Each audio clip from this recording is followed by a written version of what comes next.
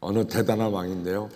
이 왕은 자기 궁전을 짓는데 13년을 걸쳐서 졌습니다. 그다음에 뭐 부인들이 한 1000명이 된다 그러죠. 그다음에 은금이 가득 쌓여 있고 뭐 그 화려함은 아마 왕들 중에서 최고다. 뭐 이렇게 부를 정도로 대단한 왕입니다. 근데 이 왕이 TV에 나서서 이제 말하기를 많은 사람들이 야, 저 부자 왕이 뭐라고 말할까 이제 궁금해가지고 TV를 보는데 이 왕이 하는 말이 모든 것이 헛되고 헛되며 헛되고 헛되니 해 아래 사는 수고가 다 헛되다 이렇게 얘기를 했어요. 그랬더니 듣고 있던 시청자들이 아니 저는 정신없는 소리가 어딨어? 우리도 한번 너 당신처럼 큰 부자로 은금을 마음대로 누리면서 말이지 섬기는 사람 잔뜩 데리고 좀 살아보다가 당신이 말하는 것처럼 그런 말 하면 몰라도 우리는 지금 하루하루 살기 어려운데 잔뜩 모든 것을 가지고 잘 살면서 뭐 인생은 헛되고 헛돼 이러면서 시청자들이 호흡을 쳤습니다. 근데 아마 저는 시청자들의 이야기가 굉장히 공감이 가는 것 같아요. 부자가 나와서 모든 인생이 헛되고 헛되다 그럴 때 우리도 당신처럼 살아보고 나서 한번 그런 얘기 좀 해봤으면 좋겠다. 뭐 그런 이야기를 다 하게 될 줄로 압니다.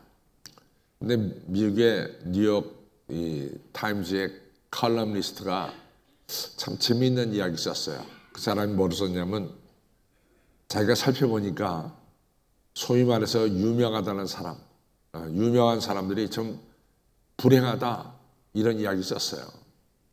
예를 들자면은 A라는 사람이 자기가 목표로 하고 있고 꿈을 꾸고 있었던 어떤 그 목표가 드디어 달성이 됐습니다. 정말 꿈에 그리던 것이 달성이 됐습니다. 그래서 그 사람은 자기 살을 꼬집어보면서 이게 정말 현실이냐 뭐 이럴 정도로 그 꿈이 이루어진 거죠. 그래서 이제 자기 가까운 사람들을 다 불러다 놓고 잔치를 벌였습니다. 어마어마한 잔치를 벌였습니다. 그리고 주변 사람들이 다 한결같이 말합니다. 정말 당신 성공했다고. 아무리 사람이 꿈을 꿔도 꿈대로 안 되는 경우가 허다하게 많은데 당신은 드디어 꿈을 이뤘다고 말이지. 정말 부럽다. 대단하다. 이러면서 주변 사람들이 다 칭찬했습니다. 파티가 끝나고 사람들이 다 간 뒤에 이 사람 혼자 남았을 때 이 사람은 어제 먹던 진정제보다 배나 더한 진정제를 먹었다라고 하는 사실입니다. 여러분들 실제로 우리가 아시다시피 어네스트 헤밍웨이 유명하잖아요. 노인과 바다 뭐 이러면서 헤밍웨이 하면 뭐 대단한 이 소설가죠. 또 여러분들 이 맥퀸이라고 하는 알렉산더 맥퀸이라고 하는 아주 유명한 패션 브랜드가 있습니다. 알렉산더 맥퀸. 우리는 뭐 쉽게 말하는 뭐 크리스찬 디올 이런 걸 생각하는데 외국에 나가면은 알렉산더 맥퀸이라고 하는 아주 유명한 브랜드가 있습니다. 근데 이 알렉산더 맥퀸이 이 패션 업계에 아주 거물이 된 바로 그날 해밍웨이도 똑같이 이 알렉산더 맥퀸도 똑같이 그날 자살해 죽었어요. 최고의 경제에 이르렀을 때 두 사람 다 스스로 목숨을 끊었습니다. 또 여러분들 우리가 엘비스 프레슬리 하면 대단하지 않습니까? 또 우리 젊은 사람들은 알 텐데 에이미 와인하우스라고 하는 아주 젊은 여가수가 있습니다. 다 이 사람들 다 짐 모리슨이라는 이 가수도 역시 아주 음악으로는 대성을 하고 뭐 여러분과 저가 다 알다시피 엘비스 프레슬리를 모르는 사람이 세상에 어디 있습니까? 이러한 사람들 엘비스 프레슬리를 비롯해서 에이미 와인하우스 같은 이러한 사람들이 이 최고의 경제에 이뤘을 때 이 사람들이 약물 과다로, 마약 과다로 다 죽었어요. 다 죽었어요. 그러니까 이 뉴욕 칼럼니스트가 쓴 말, 유명인은 참 불행하다, 이런 말이 들어맞는 거예요. 다 최고의 경제에 이뤘을 때 죽었으니까. 여러분들 저희가 이제 70년대, 80년대 미국에서 살 때 머라이어 캐리라고 하는 유명한 가수가 있었어요. 머라이어 캐리. 근데 그 70년대, 80년대 이 여자분이 얼마나 노래를 잘 불렀고 그 음반이 많이 팔렸으면은 지금 세계적으로 음반이 제일 많이 팔린 게 엘비스 프레슬리고 그 다음에 두 번째로 비틀즈의 노래라잖아요. 근데 머라이어 캐리 노래가 세 번째로 많이 팔렸대요. 아주 젊은 나이에 그 기라성 같은 이런 비틀즈나 엘비스 프레슬리의 버금가는 이런 음반을 팔았습니다. 지금도 이 머라이어 캐리는 살아있어요. 그 여러분들 요즘은 우리가 잘 듣지 못하는데 크리스마스 때 보면은 크리스마스 캐롤이 많이 퍼지거든요. 근데 그 크리스마스 캐롤 그 노래를 이 머라이어 캐리가 많이 불렀습니다. 이같이 성공한 뒤에 기자가 물었습니다. 당신 다음번에 이 목표는 뭡니까? 음반을 많이 팔고 또 성공했으니까 그 다음번에 목표는 뭡니까? 그랬더니 머라이어 캐리가 말하기를 저는 행복을 원합니다. 행복을 원합니다. 그러니까 지금까지도 행복하지 못한 거예요. 모든 것을 가졌어도. 그래서 행복을 원합니다 라고 말했어요. 근데 이 이야기는 뉴욕 칼럼니스트가 쭉 쓴 얘기거든요. 근데 이 이야기를 우리나라에 적용해 보면은 우리나라 다 들어맞아요. 여러분들 아침부터 저녁까지 땀 흘리면서 노동하는 사람들은 마약을 찾지 않습니다. 근데 오늘날 우리 TV나 신문을 통해서 이 마약을 습관적으로 먹고 마시는 분들은 다 누구예요? 여러분과 제가 잘 아는 영화 배우라든가 재벌집 가족들이에요. 많이 가진 사람들, 나름대로 우리들에게 있어서 부러움의 대상이 된 사람들, 성공했다라고 하는 사람들이 우리나라에서도 지금 다 마약을 습관적으로 먹고 마시고 맞고 있습니다. 그래서 저는 이 오늘 솔로몬 왕, 이스라엘의 41명 왕 중에서 솔로몬 왕만큼 화려하게 산 사람이 없죠. 또 그것도 오래오래 살았어요. 961년부터 이제 이 922년까지 무려 40년 동안 이스라엘 왕위에 앉아서 통치했습니다. 대단히 오랫동안 이 산 사람이 오늘 전도서를 쓰면서 이런 얘기를 합니다. 인생이 헛되고 헛되며 헛되고 헛되니 해 아래서 여러분과 제가 수고하는 것이 다 헛되도다, 이런 말을 했어요. 그래서 제가 지금 말씀한 대로 이 뉴욕 칼럼니스트의 이야기를 듣고 또 우리나라에서 성공했다는 사람들의 결말을 보면은 솔로몬 왕이 그같이 대단한 가운데 살았지만도 살고 보니까 인생이 헛되고 헛되다라고 하는 고백은 상당히 우리들 마음속에 와닿는 그러한 이야기라고 저는 생각합니다. 그래서 이 새 벽두에 목사님 할 설교가 다른 설교도 많으실 텐데 하필이면 왜 이 허무주의를 얘기하는 솔로몬의 전도서 인생이 헛되고 헛되며 헛되고 헛되다라는 이 설교 제목을 가지고 본문을 가지고 설교하십니까? 이렇게 여러분들이 궁금하게 생각하실 분이 있어요. 그런데요, 아주 중요한 사실은 이스라엘 사람들은요, 신년이 딱 되잖아요. 신년이 되면은 모든 사람들이 꼭 읽는 성경이 있어요.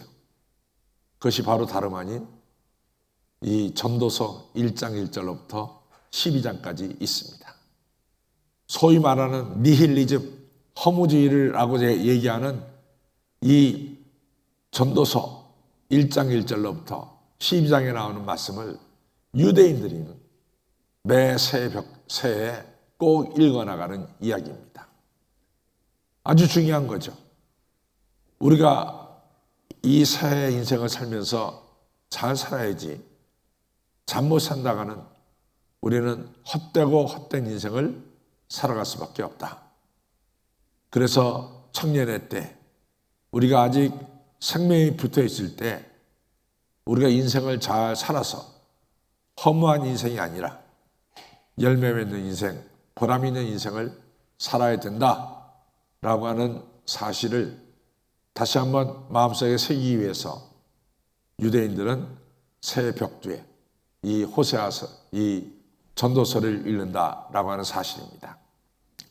전도서에 보면은 이 솔로몬이 첫째는 4가지를 얘기하고 있어요. 2장에 보면은 뭘 이야기하냐면 사람이 쾌락을 찾지만은 이 쾌락도 결국에 와서는 인생을 허무하게 만드는 것이 쾌락이다. 이런 얘기를 합니다.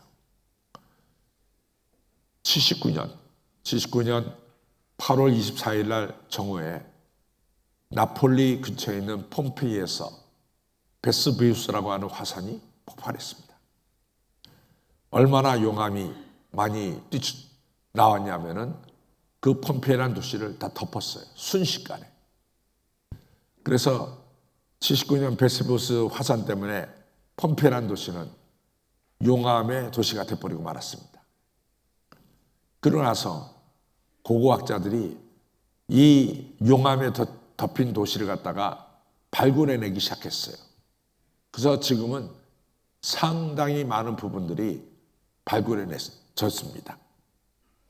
그런데 고고학자들이 이 폼페이라는 도시, 용암에 뒤덮인 도시를 이제 발굴하면서 지른 첫 번째 이야기가 뭡니까? 이 도시는 환락의 도시요, 쾌락의 도시였구나. 이런 얘기입니다. 환락과 쾌락의 도시입니다. 로마 황제들이, 로마의 귀족들이 휴가 때 어디로 가느냐? 이 나폴리 근처에 있는 폼페이로 가서 거기서 진탕, 놀고 먹고 즐깁니다. 그리고 이제 다시 로마로 돌아가는 하나의 휴양 도시가 이 폼페이인데 이것이 용암으로 뒤덮이니까 저 순간에 거기 있던 사람들이 다 모조리 죽었죠. 근데 어떤 모습을 하다가 죽었는지가 다 나타났어요. 그것이 바로 뭐냐면 쾌락과 환락의 도시의 끝이 어떻게 끝이 나는가 하는 걸 갖다가 이 폼페이라는 도시는 오늘도 우리에게 보여주고 있습니다. 우리는 성경을 통해서 잘 보고 있어요. 소돔과 고모라가 불과 유황으로 이 도시가 완전히 사라지게 된 것도 우리가 너무나 잘 알고 있습니다. 여러분들 요한계시록에 보면은 우리 하나님께서 이 악한 세대를 향해서 3가지 심판이 나와요. 하나는 이 봉인된 책이 하나 둘씩 떨어지면서 하나님의 심판이 나오고, 두 번째는 7 나팔이 첫 번째, 두 번째, 세 번째 나팔이 불려지면서 하나님의 심판이 나오고, 세 번째로는 7 대접이 하나 둘씩 쏟아지면서 하나님의 심판이 나옵니다. 그때 두 번째 심판이 제가 나팔의 심판이라고 그랬어요.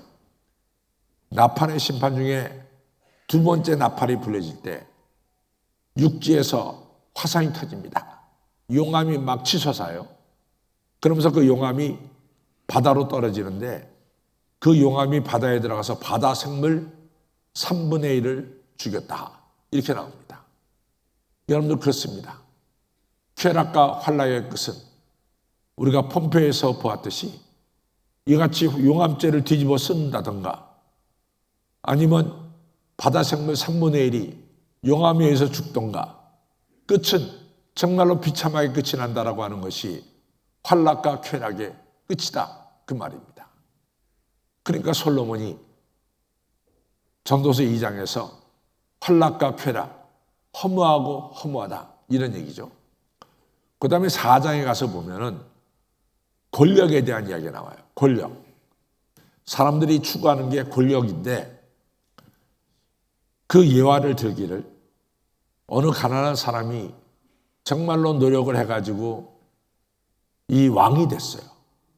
왕이 돼가지고 많은 사람들을 다스리는 이러한 권좌에 앉았습니다. 그다음 어느 일정한 시간이 지나서 그 사람이 그 왕 권좌에서 내려왔어요. 그리고 세상을 사는데 누구도 그 사람 못 알아봐. 그 사람이 왕의 권좌에 있을 때는 사람들이 저 사람이 우리의 통치자구나 라고 알았는데 이분이 왕의 권좌에서 내려와서 살아갈 때 사람들이 도대체 저 사람이 왕이었는지 왕이 아니었는지 알아보지 못하더라 그 말이에요. 그러니 솔로몬 왕은 말하기를 권세를 가진 것도 한동안은 사람을 다스리지만은 그것이 끝나면 다른 사람들하고 똑같이 별로 이름 없는 사람이 돼버리고 만다 이거죠. 근데 권세를 갖기 위해서 얼마나 치열하게 싸움을 합니까? 그러니까 그것도 헛되다 이렇게 이야기하고 있습니다. 그 다음에 4장에 보면 이 4장이 2장은 쾌락이고 4장은 권세고 5장에 가서 보면은 뭐가 나오냐면 금과 은을 이같이 많이 모아두는 것에 대해서 말하고 있습니다. 이 재물을 갖다가 엄청나게 뽑는 것에 대해서 이야기하고 있습니다. 여러분, 저는 하워드 휴즈라는 사람 여러 번 여러분들한테 얘기했어요. 이 사람이 세계 항공업의 창시자라고도 할 수 있어요. 휴즈 크래프트 유명하잖아요. 이 하워드 휴즈가 미국 항공의 어떤 획기적인 발전을 가져온 사람입니다. 얼마나 돈이 많아요. 미국의 재벌이죠. 이 사람이 어디서 죽었냐면 바하마 군도에서 죽었어요. 바하마 섬에서. 근데 이 사람이 죽었을 때 이 사람 호텔인데 이 사람 호텔에서 이 사람의 시신을 갖다가 빼보니까 피골이 상접했어요. 피골이. 못 먹어서 죽었어요. 영양실조로 죽었어요. 이 부자가 혹이나 음식에 말이에요. 무슨 독이나 들었을까 봐 아주 까다롭게 하면서 음식을 먹었습니다. 그러다가 영양실조 걸렸대도. 그래서 배짱 마른 가운데 죽었어요. 여러분, 이 5장에서 말한 이 은금을 아무리 쌓아둬도 그것은 헛되고 헛된 일이다 라고 하는 솔로몬의 이야기는 정말로 와서 닿는 이야기입니다. 제가 언제나 말씀드리지만은 저는 이제 지금까지 참 장례식을 갖다가 많이 집례했는데요. 저는 가난한 집의 장례식은 항상 은혜가 되더라 라고 하는 것이 제 결론입니다. 가난한 집의 장례식은 장례를 집례하면 다 자식들이 부모가 별로 남겨준 것도 없어 자식들한테. 근데도 부모를 공경하고 존경하고 부모를 사랑하고 그러면서 이 장례식이 치러집니다. 근데 이제 부잣집 장례식을 가서 보면요. 예를 들어서 제가 섬기는 교회 집사님이 혹은 누가 그 큰아들이 근데 다른 집 둘째 아들은 또 다른 교회 다니고 셋째 아들은 또 다른 교회 다니고 그래요.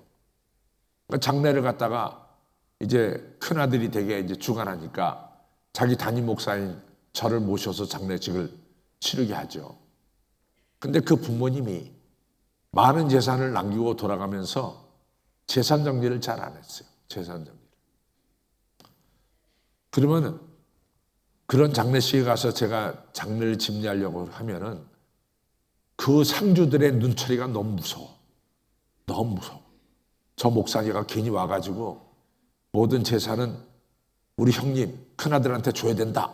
뭐 이런 얘기 할까 봐 말이죠. 저를 뚫어지게 쳐다봐요. 함부로 말하지 말아라. 근데 저 절대로 함부로 말하는 사람 아닌데 야 그런 장례식 오면 살벌해. 여러분들 재산 많이 남겨서 뭐가 그렇게 크게 의미가 있겠냐 말이죠.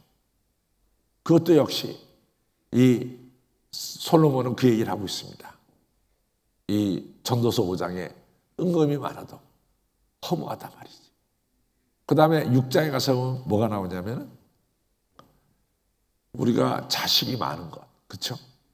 그 다음에 장수하는 것, 다 원하는 거예요. 우리 가문이 큰 가문이 되고 또 기왕이면 우리가 오래 사는 것, 장수하는 것을 원하고 있습니다.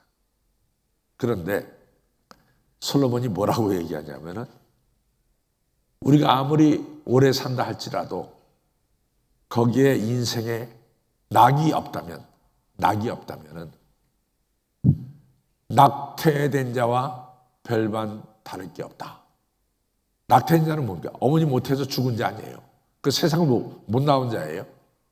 그 낙태된 자와 장수된 자와 무엇 차이가 있냐 말이야. 그러니 우리가 뭐 즐거움 없이 장수한다는 거 그 아무 의미가 없다. 허무한 것이다. 이렇게 이야기를 했습니다. 저는 이 전도서에서 나오는 구구절절이 다 맞는 이야기예요. 여러분들 쾌락의 끝은 패망입니다. 소돔과 고모라도 쾌락주의로 살다가 망하고 말았어요. 여러분들 권력을 막 추구해 보십시오. 권력의 끝이 뭡니까? 그것도 허무한 것뿐이에요. 여러분들 은금을 많이 쌓았다고 여러분들 은금 가지고 여러분들 하늘나라 갑니까? 전혀 아닙니다. 그 다음에 우리가 오래 살아도 인생에 즐거움이 없으면 정말로 허무한 인생이에요. 그래서 솔로몬은 아주 확실하게 얘기합니다. 첫째는 쾌락주의, 그 허무한 인생이다. 권력지상주의, 그것도 허무한 인생이다. 물질 만능주의, 그것도 허무한 인생이다. 그리고 장수만 하겠다, 의미 없이, 그것도 허무한 인생이다. 첫 번째 이렇게 분명히 이야기합니다. 두 번째, 뭐가 허무한 인생이냐? 두 번째는 우리가 사람 중심이냐 하나님 중심이냐 하는 걸 갖다가 이야기합니다. 이 솔로몬이 얘기하는 것은 사람하고 짐승하고 같아. 사람과 짐승이 별반 다른 게 없어. 사람도 내일 일을 모르고 짐승도 내일 일을 모르고 어느 땐가 짐승도 죽고 사람도 죽는 게 인생이야. 그런데 이 짐승과 사람이 비슷한데 사람이 이 사람 중심으로 산다는 것, 이것이 바로 불행한 인생이다, 허무한 인생이다, 이런 얘기를 합니다. 제가 여러 번 말씀을 드렸지만도 우리가 성경에 보면은 이사야라고 하는 선지자가 나와요. 근데 이사야서를 읽어보면은 이사야는 예루살렘 구석구석을 다 알고 있어요. 구석구석을. 그만큼 이사야는 출신이 예루살렘이고 예루살렘에서 오래 살았어요. 그래서 이사야는 지방을 잘 몰라. 수도 예루살렘만 잘 알아요. 근데 이사야가 왜 그러냐?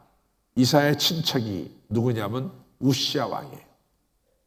근데 이제 우시야 왕이 참 오랫동안 왕으로 있었어요. 주전 한 786서부터 한 742까지 한 44년 정도 남유다의 왕으로 우시야 왕이 있었어요. 그 다음에 우시야 왕이 이제 왕으로 될 때는 나라가 가난했는데 우시야 왕이 통치하면서 나라가 점점 부강해졌어요. 그래서 경제적인 면에서는 우시야 왕은 성공한 왕이라고 말할 수 있습니다. 나라를 부강시켰기 때문에. 근데 그 친척이 바로 누구냐면 이사야예요. 그러니까 이사야는 자기 친척이 왕이니까 굉장히 그 왕을 의지하고 살았어요. 근데 우리가 성경 봐서 알지만은 우시야가 나라가 강성해지니까 교만해졌어요. 그래서 성전에 향불을 키우는 것 갖다가 자기 못 키우는 거거든. 제사장이 키우는 건데 굳이 우기고 들어가서 키다가 이 이마에 하나의 이 상처가 났는데 그것이 바로 문득병이에요. 그래서 우시야 왕이 말년은 문득병자로 별채에 지내다가 죽었습니다. 여러분, 이사야가 그걸 본 거야. 여태까지 하나님처럼 믿고 있었던 우시야 왕이 나중에는 문둥병 걸려서 비참하게 죽는 것을 갖다가 이사야가 본 겁니다. 이사야의 실망이 이루 말할 수가 없었죠. 사람 의지하고 살다가 큰 낭패를 본 거죠. 그러나서 이사야가 성전에 들어가서 이같이 눈물 뿌려가면서 회개 기도할 때 하나님께서 다시 이사야를 들어쓰신 거죠. 여러분, 저는 인생을 살면서 살수록 느껴지는 게 사람이 사람과 서로 협력하며 사는 것이 중요한데 동시에 여러분과 저에게 가장 큰 상처를 주는 사람은 누구냐? 사람이에요. 가까운 사람들이 우리에게 상처를 줍니다. 먼 사람이 상처를 주는 것이 아니라 아주 가까운 사람들이 상처를 주는 거예요. 그래서 인본주의, 사람 중심으로 산다고 하는 것은 상처도 많이 받고 실패도 많이 하고 실망도 많이 하고 우리를 아주 어렵게 만드는 것이 사람 중심으로 사는 그런 일입니다. 제가 전에도 한번 얘기했지만은 제가 너무 잘하는 사람이에요. 눈에 층도 아주 생생한 분이에요. 그분이 자유당 시대 때 이분이 뭘 했냐면 이 내무부에서 서기관을 일을 했어요. 내무부의 서기관. 그리고 이 서기관으로서 내무부에 이제 출입하죠. 근데 이분이 내무부 서기관을 일할 때 이분의 삼촌, 이분의 작은 아버지가 내무부 장관이었어요. 그런데 이 조카와 삼촌 사이가 너무 닮았어. 닮아도 꼭 닮았어. 아버지 아들도 아닌데 조카와 삼촌인데 똑 닮았어요. 그래갖고 이 조카 서기관이 내무부에 들어가면은 경비들이 다 엎드려 절해. 왜? 장관님 오신다고. 똑같이 생겨가지고. 그러니까 이렇게 이분이 지냈어요. 나는 그분이 그렇게 지내는 것부터 다 알고 있었습니다. 근데 아시다시피 자유당 정권이 무너지고 이 장관도 얼른 가버리고 이 서기관 조카는 지방으로 발령났어. 서울에서 지방으로 발령내버렸어요. 지방에서 근무합니다. 그런데요, 지금 시대가 바뀌었는데 말이지. 이 사람은 지방 가서도 자기 삼촌만 찾는 거야. 삼촌만 바라보는 거예요. 삼촌은 이미 한국 떠났는데 삼촌만 바라보는 거예요. 여러분, 그분 정신병자 됐습니다. 정신병자. 정신병자가 돼가지고 결국은 공무원에서도 쫓겨나게 됐고 정신병원에 있다가 비참하게 죽었어요. 저는 그걸 보면서 사람 중심으로 산다는 것의 끝이 뭔가 하는 걸 갖다가 아주 확실하게 봤습니다. 여러분들 누구 믿고 사세요? 사람 믿고 사세요? 하나님 믿고 사세요? 하나님 믿고 사시길 바랍니다. 사람 의지하지 말고 누구 의지해? 하나님 의지하고 살아야 돼. 하나님 의지하고 살아야 돼. 하나님만이 여러분과 저의 삶에 기반이 되어야 되는 거예요. 그래야 우리는 후회 없는 인생을 살아갈 수 있어요. 여러분과 저가 사람 의지하고 살다가는 어느 때인가는 내 인생 잘못 살았다. 후회하는 그런 인생이 되어버리고 맙니다. 그러나 전능하신 하나님은 어제나 오늘이나 영원토록 동일하신 분이에요. 제가 이제 목회가 이제 28부터 지금 70까지 제가 목회를 했으니까 42년을 목회했어요. 근데 참 하나님께서 저를 이 모양 저 모양으로 훈련을 잘 시켰습니다. 저는 지금 되돌아보면은 하나님께서 이 부족한 나를 이렇게 저렇게 훈련을 시켰구나. 그래서 얼마나 감사한지 모릅니다. 하나님께서 저를 훈련시킨 걸. 그 중에 하나가 뭐냐면은 제가 미국서 목회할 때인데 그 미국 교회 우리가 빌려서 오후 2시에 예배를 드리는데 그 캘리포니아 로스앤젤레스의 오후 2시면은 굉장히 뜨거운 날씨예요. 근데 이제 미국의 이민교회 교인들은 여러분들처럼 바로 옆에 아파트에 사는 것이 아니라 다들 3, 40분은 자동차를 몰고 와서 예배드려요. 그래서 자동차로 한 30분 걸리는 데는 엎드려 코 닿는 데라고 얘기해요. LA에서는. 가까운 곳입니다.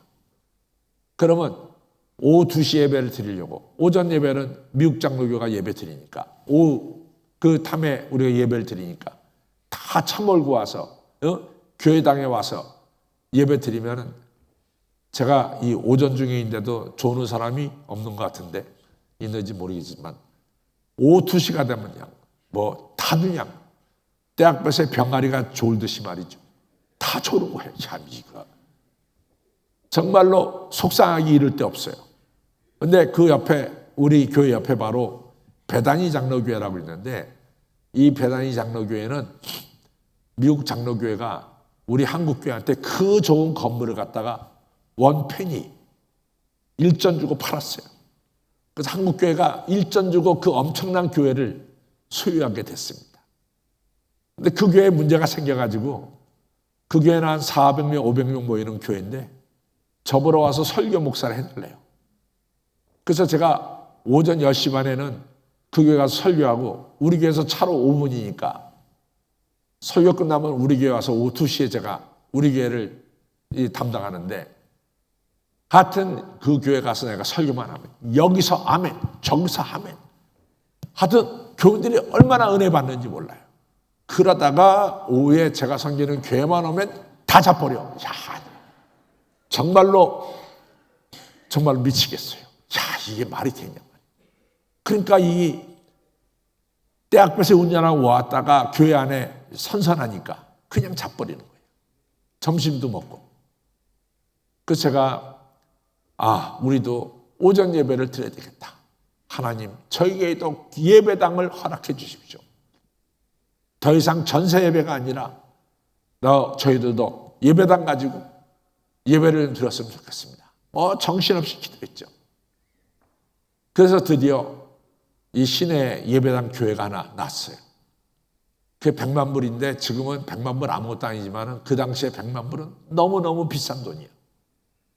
그래서 제가 당회에다 그랬죠. 이거 삽시다. 이거 사서 우리도 오전 예배도 드리고 오후 예배도 드리고 새벽 기도회도 하고 수요 예배도 드리고 금요 차례도 하고 우리도 교회 행사를 좀 가져봅시다. 장로님들이, 목사님 무슨 돈 가지고 삽니까? 그래요. 그러다 하여튼 우리가 이게 미국에는 몰개지 시스템이 있으니까 이거 가지고 삽시다. 근데 장로님들이 4분 중에 한 분이 강 목사님 말씀이 맞다고. 강 목사님 말씀대로 사야 된다고. 한 장로님이 저를 갖다 적극적으로 지지해줘요. 적극적으로. 목사님 말씀대로 해야 된다고. 그러니까 그 당시에 제가 30대 초반인데 그 장로님 말씀이 할아버지 말씀 같아. 너무 좋아. 어떻게 나를 갖다 그렇게 적극적으로 지지해 주는지 너무 좋아. 그러니까 내 마음이 그 장로님한테 잠깐 의지하게 돼. 나를 적극적으로 지지해 주니까. 그리고 내 나이가 그 당시 30대 초반이에요. 그러니까 그냥 이 어린 나이에 그 장로님께 지지해 주니까 얼마나 좋아. 그래가지고 한 몇 개월 있다가 드디어 우리가 그 교회당을 샀어요. 사가지고 그 예배당 들어가서 드려지는 입당 예배 드리는 날, 입당 예배 드리는 날, 이 장로님 우리 교회를 떠나셨어. 야, 세상이 그렇구나. 아니, 교회 산다 그럴 때 적극적으로 나를 지지해 주더니 교회 사가지고 들어가서 첫 예배 드리는 날 우리 교회를 떠나. 제가 그때 받은 상처는 평생 잊어지지 않습니다. 그래서 전 지금도 있어요. 저는 누구만을 의지해? 하나님만을 의지해. 하나님만을 의지해. 제가 30대 때 하나님이 저한테 그 교육을 시켜줬어요. 여러분들, 우리가 인생을 살 때 인본주의가 아니라 뭐요? 신본주의로 살아야 돼요. 신본주의로. 저 따라서요. 인생을 성공적으로 살려면 인본주의가 아니라 신본주의로 살아야 된다. 하나님 중심으로 살아야 돼요. 항상 여러분들 삶의 중심에 하나님이 주인이 되시기를 주님의 이름으로 축원합니다. 그래서 이 전도서의 마지막 결론은 뭐냐면은 전도서 12장에 있어요. 이 결론입니다. 12장 1절 띄워주세요. 자, 같이 있습니다. 12장 1절 시작. 너는 청년의 때 공고한 날에 이르기 전 나는 아무 낙이 없다고 할 때가 가깝기 전에 너희 창조자를 기억하라. 1년 365일 살아가면서 이스라엘 백성들아, 너희들 창조주 하나님을 기억하며 살아라. 그것이 바로 후회 없는 삶이다. 이것을 가르쳐주기 위해서 솔로몬 왕이 전도서를 쓰게 된 것입니다. 여러분들 우리가 24년 세 번째 주일이니까 벽두라고 할 수 있어요. 우리도 이스라엘 사람들과 똑같이 새 벽두에 호세아서를 읽는 거예요. 이 전도서를 읽는 거예요. 전도서 12장 1절 너 청년의 때 아무 낙이 없다고 말하기 전에 아직도 우리가 건강하고 아직도 우리가 다닐 수 있을 때 여러분과 저는 창조주 하나님을 기억해야 될 줄로 믿습니다. 창조주 하나님 기억하는 게 뭐예요? 이처럼 주일 예배를 드리는 거예요. 주일 예배. 주일 예배는 생명을 걸고 드려야 돼요. 생명을 걸고. 제가 한식교회 부임했을 때 두 가지를 얘기했습니다. 기억하시는 장로님들은 기억하실 거예요. 나는 한식교회 와서 두 가지를 강조합니다. 첫째는 주일 예배를 생명을 걸고 드려야 됩니다. 제가 그 얘기했어요. 이구현 장로님 그랬었다고 그랬어요. 제가 그랬죠. 제가 틀림없이 그랬습니다. 두 번째는 소득의 10의 1절을 바쳐야 된다. 네, 얘기를 했어요. 이 두 가지를 제가 지금부터 거의 20년 전에 제가 부임하면서 한식교회 성도님들에게 드린 말씀이 지금도 변함이 없어. 지금도 변함이 없어. 여러분, 우리의 인생을 후회하지 않고 성공적으로 살려면 주일 예배를 어떻게? 생명을 걸고 드려야 된다. 됐다. 주일 예배를 생명을 걸고 드리자. 두 번째로는 여러분들 성경 말씀 좀 읽으세요. 성경 말씀 읽으세요. 하나님 말씀을 좀 읽으시기 바랍니다. 꼭 성경 말씀 읽으시고 성경 속에서 하늘의 지혜를 얻으시기를 바랍니다. 그리고 늘 주님과 교통하는 기도하는 생활 하시기를 주님의 이름으로 부탁을 드립니다. 이처럼 청년의 때 아직까지 건강할 때 여호와 하나님을 기억하는 것은 예배를 드리는 것이고 하나님 말씀 읽고 지켜 행하는 것이고 기도하는 일입니다. 이 일을 통해서 우리가 한 해를 지나고 났을 때 아이고 후회스러운 한 해였다. 그것이 아니라 사도 바울처럼 나는 선한 싸움 다 싸우고 달려갈 길 마치고 믿음을 지켰습니다. 이제 오라는 의로우신 재판장에서 나에게 의의 면류관을 주실 것입니다. 이러한 승리하는 2024년이 되시기를 주님의 이름으로 축원합니다.